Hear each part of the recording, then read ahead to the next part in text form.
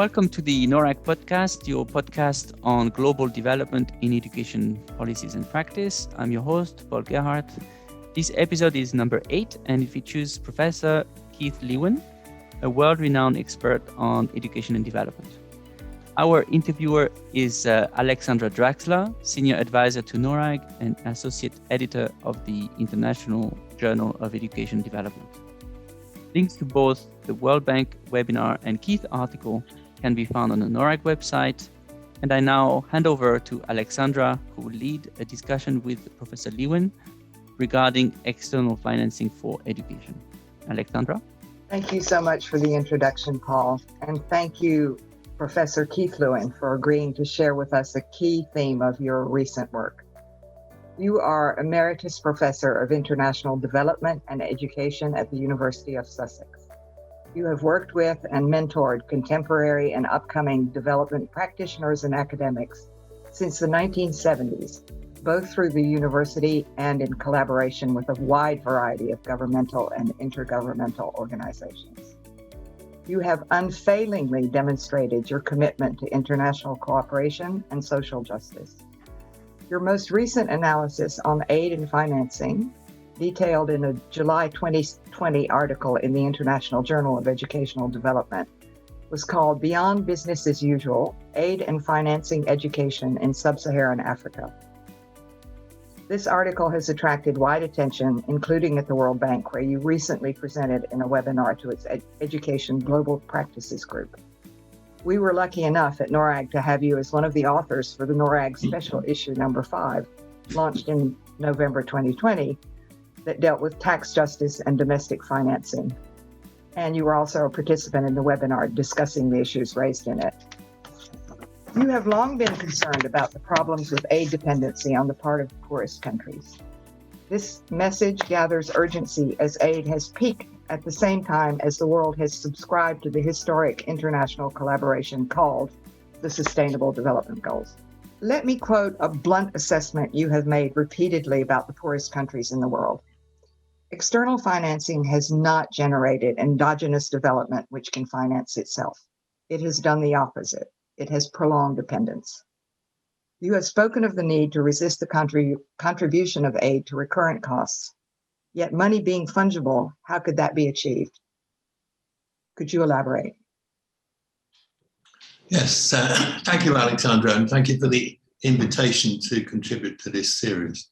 I think it's a very timely invitation, not least because I believe that we have reached what I call peak aid. That is, aid will not be at the same level to aid to education, which has been running at about $16 billion a year, is unlikely to go up. Indeed, I think that most commentators would suggest that it's likely to fall for reasons I'll go into later.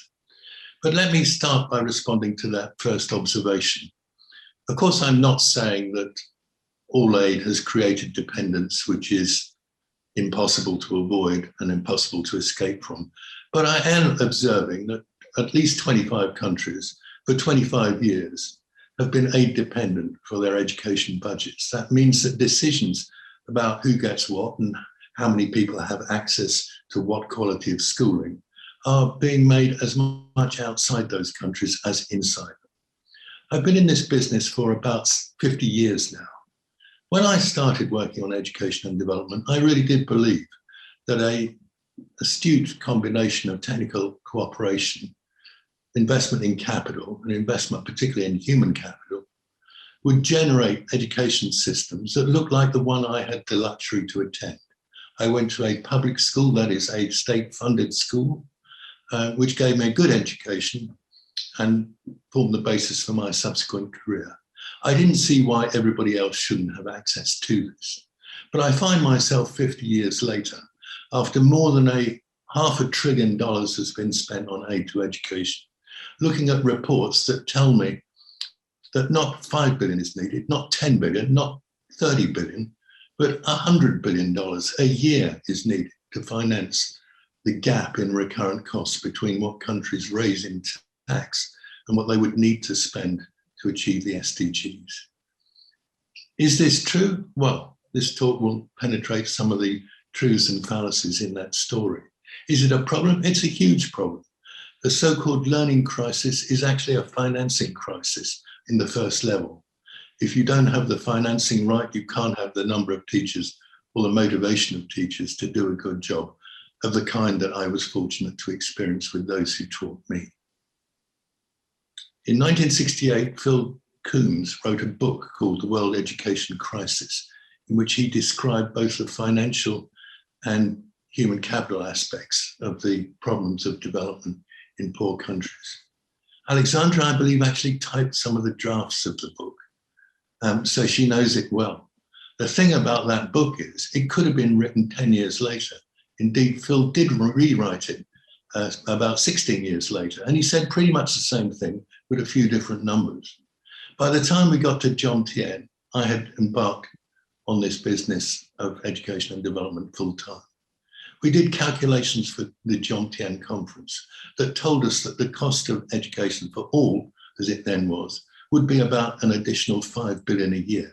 This, at that time, was the cost of a US nuclear aircraft carrier. It didn't seem like very much to save the planet, but it proved too much.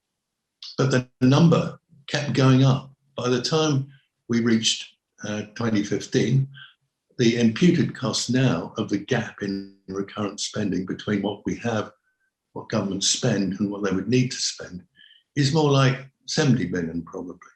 That's more like 7 aircraft carriers. I don't know which is the problem, whether it's the cost of education going up fast or the cost of aircraft carriers coming down, but I suspect it may be the former rather than the latter. So to put it in a nutshell, it's my disappointment that comes through, not my cynicism, not my undervaluing of the efforts that people have made, not my oversight of those projects that were externally financed that really did work. It's my disquiet at all those things that didn't work. And it's my disquiet that we're having the same conversation 50 years after I started in the business. And we should really be having a very different conversation. And that's what I'd like to invite. Thank you so much. That's an excellent introduction to what we're going to be talking about. On the question of financing, what we keep coming back to is what other sources of financing could be tapped. Aid's not up to doing the job, and we'll get back to, what the future of aid will look like. And of course, embedded in the SDGs is the idea and perhaps the hope that the private sector can play a significant role in filling financial gaps through private initiatives. It's a discussion that we hear, and we have negotiated with the private sector in many quarters on this question. Could you comment? Yeah, but let me comment very briefly in 2 parts. First of all, you can't really discuss the role of the private sector without having an understanding of the financing of education systems, which is a subset, of course, of the financing of public services in general. The same kind of questions apply to health and so on. Now, how does it look? Well, it looks something like this. If you have the demographics of a low-income country, then you probably have more children than you do workers who pay taxes. If you have the demographics of an OECD country, you have exactly the opposite. If you crunch some numbers through, given that reality, you will find that in order to finance universal participation from kindergarten to grade 12, you would need in a poor country to spend about 6% of GDP on education. In a rich country, you can probably get away with 4 or 5%, and you'd still be spending a lot more in real dollar terms because, of course, the countries are much richer. But as a percent of GDP, you wouldn't have to try so hard because you've got far fewer children to provide places and therefore far fewer teachers to pay and so on and so on. Now, where does that leave us when we compare that with the reality in LICs, low-income countries, and LMICs, low-middle-income countries? Well, the dial on the proportion of GDP which those countries spend on education has remained pretty much in the same place since 1980. And the answer to that question is about 4% of GDP is the average allocation. That is simply not enough. It would never finance enough teachers, enough schools, enough recurrent costs to to educate all the children from kindergarten to grade 12. So where, Alexandra, you put the point very clearly, where can the money come from? Can it come from the private sector, or can it come from somewhere else? Well, the first thing to note is that in an OECD country, the tax to GDP ratio is typically about 35 to 40%. That is to say, 40% of GDP is collected in tax, and that is the money which is used to fund public services. The typical average for a low-income country is about 15%. That is less than half, or even a third, as much relative to the GDP. Therein lies the problem. If you don't collect taxes, you can't have schools, you can't have hospitals. If you don't collect enough taxes, you can't have enough. It's unfortunate but true, but tax revenue collection in poor countries has typically been very small. Very few people pay income tax, and you may say, well, of course they can't pay income tax, they haven't got any income.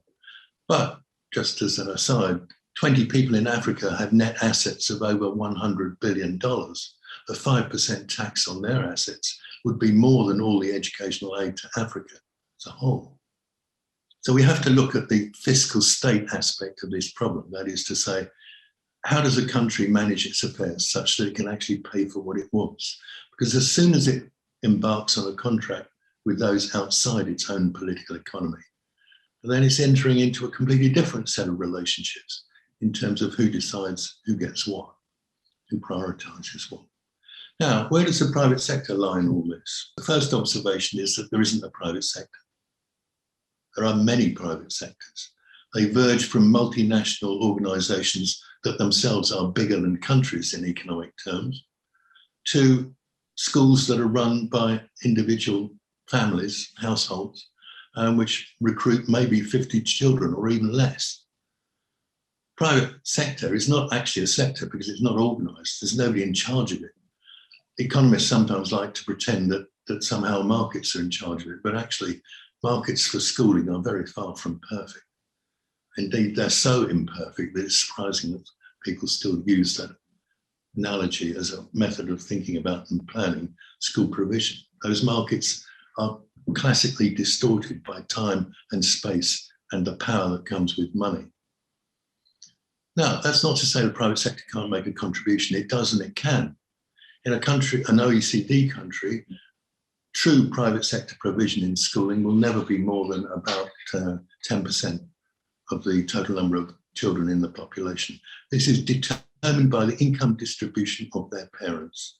You cannot employ teachers and pay them what you have to pay them and run schools for people who are outside the top 10% of income earners in a rich country. In a poor country, you might do better than that. You might get down to the 20th percentile.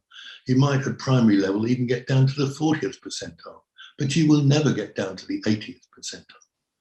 And you must remember that if you charge fees for a public service, at the point you do that, anybody who is close to or indeed below the poverty line, which would include maybe 30% of people, households in poor countries, you will make them poorer by that fact alone, by charging for a fee for a service. So you shouldn't do it. Even if you can do it, you shouldn't do it. And if you do it, you should be well aware that you are almost certainly driving those households into a higher level of debt. And for those people who know about rural credit in poor countries, I'm recalling a study we did recently in South Asia. We're looking at rural interest rates for credit that might be more than 100% annual APR. You don't want people borrowing, and you particularly don't want poor people borrowing for schooling. So there are limits to what the private sector can do. In short, yes, of course, the contribution from the private sector may be useful, but it's best seen in two respects. It's seen in terms of if rich people want to opt out of public services and pay for them themselves, this is a form of indirect taxation and it is to be welcome. Secondly, for those people who enter into providing educational services in poor countries whose motive is profit, the answer to them is please pay your fair share of taxes if you're licensed to operate in a country. Because at the moment there's plenty of evidence that for profit-driven enterprises do not necessarily do that. Thank you so much. That's fascinating, and it comes back to your argument about taxes. So the way forward really is through domestic tax revenue and building up the capacity to gather taxes. Looking in a broader sense about the development landscape, since the prospects are relatively dim for financing the SDG education targets, what comments could you offer about the current aid architecture? We've had a proliferation of initiatives over the past 15 years concerning education. Do you see this as a sign of healthy diversity and a source of new ideas for delivering aid and for managing aid in creative ways? Yes, I do. I think there are grounds for some optimism, but I think this is very much work in progress. I think what we're seeing here is, first of all, an impending crisis, which really is coming from a combination of the effects of COVID directly, that is to say, much greater pressure to invest in healthcare of one kind or another. Firstly. Secondly, the impact of COVID on economic growth, which is adversely affecting the willingness of OECD countries to allocate concessional money to development causes. And that's something that must concern us all. It's also, of course, having an impact on aggregate demand in the world. People are buying less than they would have done had they been working and earning money, which would allow them to purchase things. So this all translates into what I've called peak aid. This is going to put pressure on development partners and recipients to make much better use of the resources that they've got, which are, let's not forget, very substantial. Collectively, although I believe that aid to education will fall, it will still be a major resource, and it has to be used strategically and effectively. And the historical lesson that I draw from my 50 years of working in development is that indeed is the challenge. We need to look forward to a different kind of aid in the future, which is truly catalytic rather than gap filling. Too much of what we've done in the past and what is being justified currently is based on the premise that there is a gap between what governments have and what they need, and that somehow it should be filled from external financing. This has not proved to be successful. Otherwise, we wouldn't be sitting here looking at demands for yet more external finance. It's simply not sustainable. It is the antithesis of sustainable. It is the invitation of dependence. If a country is accepting 40% of its education budget from outside, whoever is paying that will have views on what it's spent on. If you couple that with the change in the architecture, the international architecture of aid, you see some dimensions which should concern people. So the scenario that we're looking at is one in which the total volume of aid will stagnate or may indeed shrink. It will become less important in the future than it has been in the past. If I talk for a moment about sub-Saharan Africa, then the situation is this. In the 1980s, Africa received twice as much in aid as it generated in revenue. By 2015, the opposite was true. Africa was generating twice as much in revenue as it was receiving in aid. This completely changes the kind of political economy of the relationship between donors and recipients. It reduces dependence, but it also strengthens the social contract between governments and their people, the people who pay tax and the people who are responsible for delivering services. That's a very good and very healthy trend. And one of the future uses of external investment should be indeed to encourage precisely that, should be to encourage the development of fiscal states which can pay for the public services that they wish to consume. But that's not enough. I mean, the other part of the equation, of course, is to try and increase the efficiency and effectiveness of the investment which currently takes place in systems. It's true in some countries that twice as many children could go through secondary school for pretty much the same cost if those schools were as efficient as they are in a typical OECD country, if they made the same use of human and physical resources, albeit at different cost levels. This is something we have to look at in terms of efficiency. There are many dimensions to this. It includes, for example, in some countries, the proportion of small schools, which can be extremely expensive, are often of low quality because it's impossible to deliver full national curricula, especially at secondary level, in very small schools. So we've got to be aware of the opportunities to increase efficiency and aware of the opportunities to increase effectiveness. In terms of the contribution that multilateral agencies and their coordination can make, I think we should recognize the value that came from the Paris Accords about aid effectiveness, and that is a story which is still running. The ideas are great, the realization is yet to become widespread. But I'm particularly reminded in this discussion about the point that was made in the Paris Accords, that what we should be trying to do is manage for results, not manage by results. And I see that one of the troublesome trends, at least in my book, is to move towards more and more performance-related contracting in aid, in the belief that somehow your client will behave better and is more likely to achieve whatever result you want to achieve if you effectively don't pay them until they achieve the result. Now, this always struck me as a very strange way to behave. We should be managing learning step by step. We should not be saying at the end of the day, if you manage to achieve this learning task, you get a pair of roller skates. This is the mentality of pocket money for children. It doesn't apply to governments. And the calculus of reward and motivation doesn't work in the same way. So it's very important that we look with caution at these efforts to manage by results rather than for results, because it makes a rather unfortunate assumption. It makes essentially the assumption of original sin, that people won't do the right thing unless they're paid precisely to do it. But of course, most of us, and pretty much every parent I think I've met, likes to believe that people achieve educational outcomes for reasons which aren't simply to do with how much they're paid.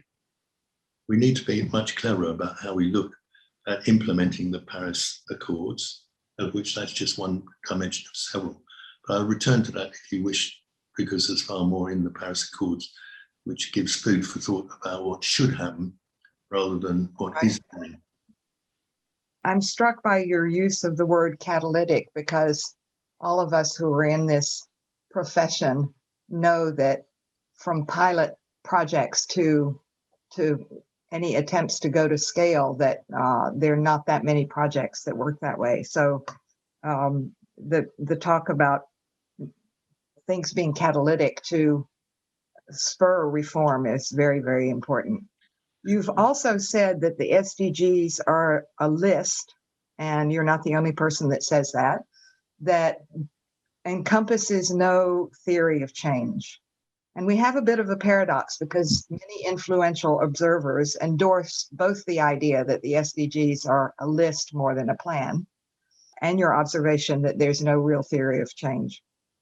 So as we've reached peak aid, and as you've talked about the problems we're facing, do you think that our common future is going to be built on multilateralism, more or less the way it's been practiced before?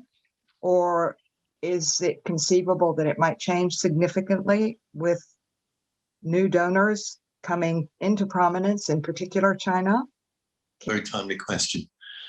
The multilateral and bilateral worlds will not go away. I think they will be with us for as long as we're around. But the mix between them and the significance of what they do may well change. I'll return to the Paris Accords, actually. I mean, of course, the first of those was about ownership.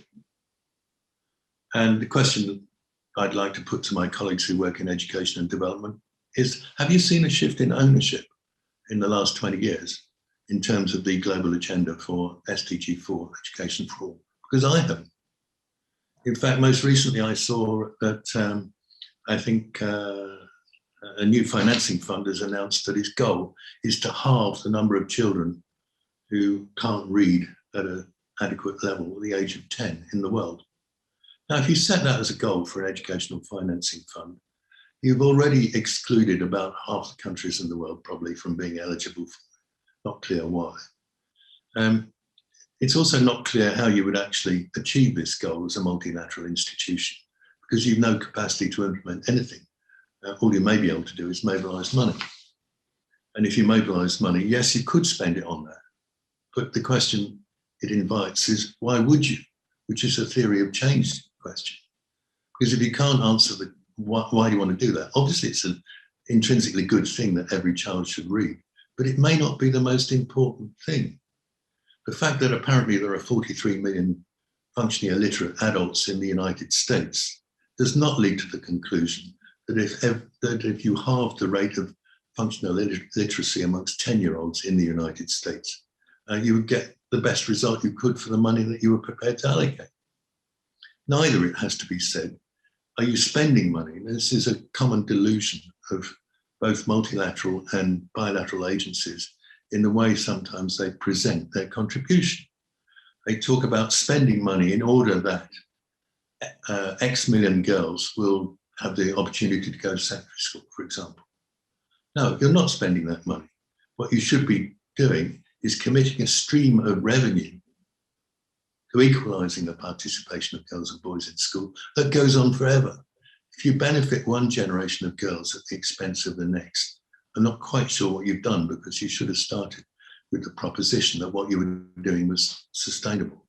And that leads you back around in a circle of bilateral and multilateral relationships, which leads you to the idea of catalytic assistance, which is the kind of things you can do which shift the dial, which change the nature of the relationship between X and Y, between girls and boys in terms of their participation in school.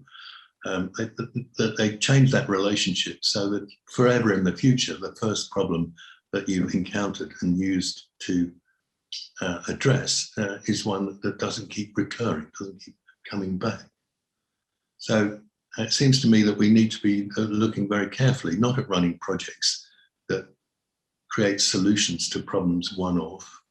There's no point in running programs for out-of-school children if you don't address the reasons that cause them to become out of school in the first place, because you will go on doing that forever. You have to address the cause of the problem and fix it. Then you have made a sea change, you've made a switch, you've made a tipping point happen. And that's the sort of thing that external assistance may be good for.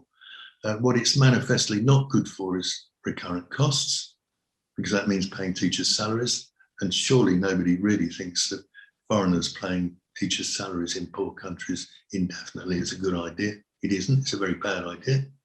That problem has to be solved in some other way, and it is solvable. And borrowing money is also, though temporarily attractive, potentially lethal. Some kinds of concessionary finance are effectively subprime loans. And for those who follow the financial history of the last financial crisis, you know what happens when you over-lend to clients who don't have the ability to repay. You default. One country in Africa recently has defaulted, and the risk is that many more may follow as a result of the pressures created by COVID and global economic recession. This is probably not the time to be contracting loans. It may be a time to see what grant finance available being used very strategically to buffer the effects of the pandemic. But more loans is unlikely to be a good way out of it, particularly if they're loans linked to hedge funds and venture capital. But that's a personal view I happen to have. Thank you for that. That's really interesting. That the takeaways for me are many, but your point about catalytic funding and your point about creating revenue streams, I think will appeal to everybody who's perhaps less knowledgeable about the topics you're dealing with. In conclusion, because we've come almost to the end, would you like to have some additional thoughts about positive potential trends and also perhaps negative, of the biggest one looming is COVID, of course, about the future? First of all, tax revenue in low-income countries is likely to continue to increase. all things being equal. The effects of COVID are severe, but they won't last forever. What is happening is that money is becoming digitized. It is becoming much more difficult globally to hide assets that are acquired illegally. More and more people will ultimately fall into PAYE systems where they pay tax as they go along rather than have to be chased. For all these reasons and others, revenue is likely to increase even if you don't do anything. That is, if you simply enforce the existing tax legislation and make sure that those who should pay tax do pay tax, and this includes individuals and companies, then you could easily see your tax take increase by 50%. This would make a huge difference to public finances. So we can expect that to happen. The question will then become what to do with this additional revenue. And the question, which is a domestic political question, is how do you make sure that the political economy pans out in such a way that more of that is invested in education? That's the first point. We've already discussed catalytic aid and the need to change what we think we're doing. We're trying to accelerate development, not create more dependent development. And I'll leave that issue at that point. I think we need to be much more tolerant and much more understanding that what we're trying to do somehow is subject to equifinality and multifinality. That is to say, equifinality means that there is more than one way to get a desirable outcome. If it really was true that there was national ownership of sustainable development plans in education, they would look different. But what we actually see at a global level is a convergence towards a single set of goals, which is imputed to apply across a wide variety of contexts. If there ever was a North and South, there are now many Norths and Souths. The South is highly diverse. There are no developing countries. There are lots of groups of countries which share things in common with each other. But within the group, it's very difficult to see that they're somehow homogenous in their need for external assistance and their deployment of education and investment. They aren't, they're very different. So we should encourage and we should see a much greater disaggregation of goals and investment strategies related to education and development than we actually do. The third thing I think that we need to do in the light of the advent of peak aid is to be much more realistic about what we can do and what we can't do. Then we might succeed. The track we're on at the moment is bound to lead to failure.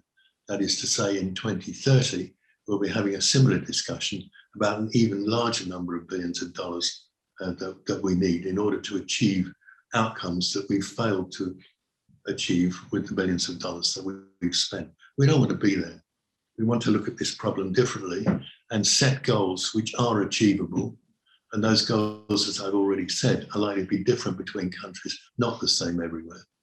They would be owned and they would be feasibly financed domestically, albeit with short-term assistance in the process of moving from a non-fiscal state to becoming a fiscal state.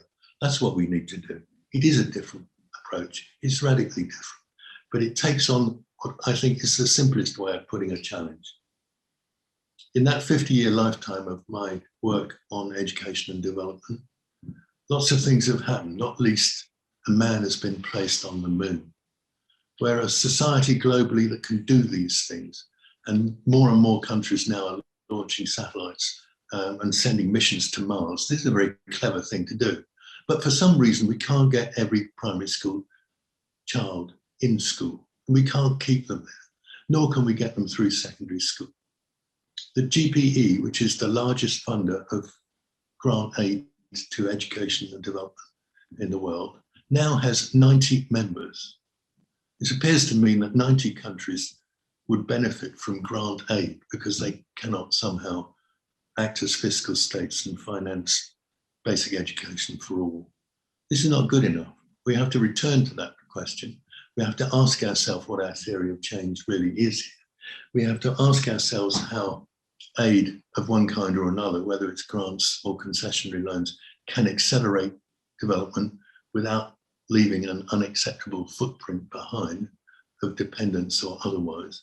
And we have to think beyond COVID to the biggest challenge that we confront, And that challenge, of course, is about our planet, preserving our planet, and the realization that education for sustainable development means that we all begin to understand that the planet has got no necessary motivation to look after us, but we have every motivation to look after our planet.